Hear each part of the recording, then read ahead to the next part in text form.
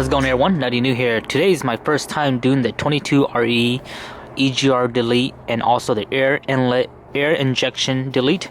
So I'm going to show you guys what I have removed, and I have laid out everything here for demonstration. So this side here, we're going to refer this to the driver's side. So if you look at your engine, this is the driver's side and this is the passenger side.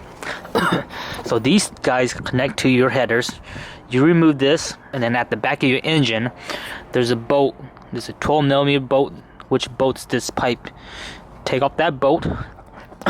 You also take off these nuts here, and this piece come out. This piece will come out as one, and you also take out two bolts right here. There's two bolts here, so you get one piece, two piece, and then you get the the air inlet. This is the revalve. These two bolts are pretty tricky. No, these two bolts are easy.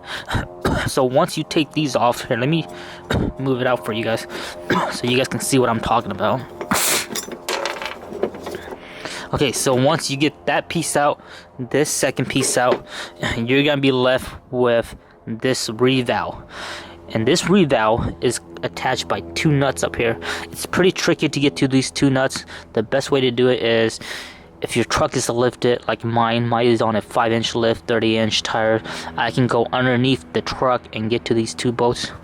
Take this revalve off, or you can leave it in there if you want, but why not just take it out? Take this out, and then it's connected to this coconut, and then you take this out too. So you're done. You're done with the air inlet injection. That's all you have to do. And then of course you block off the plates. And then you have the EGR itself, which is in the center, and this is how the EGR sits. You unbolt these two guys, and then there's three bolts down here. You see those three triangular bolts, and then these are what you use to block off. This is where you buy your block off plates. You block off these guys, and then you remove all the rest of the hoses connect to it. Once you remove that, you remove your vacuum lines, and then you can just cap your vacuum lines, and we'll go over to my engine bay here and I'll show you guys. I'm currently on the driver's side, so as you can see, the air inlet injection connected to your headers, and this is the pipe that I was talking about. That pipe then loops around behind the engine, and then you come onto the passenger side. This is where the EGR connects, right here and right down here. And then that vacuum tree line kind of sits on the side of this valve cover right here on the passenger side. I'm going to show you guys what I did for my vacuum lines. You can plug them up, or you can cap them. I'm on a budget, so I went with the best way to do it, and you can just cap them just like this. Cap them into each other. This guy here is a vacuum line that comes from here to the power steering. This piece comes from here to here.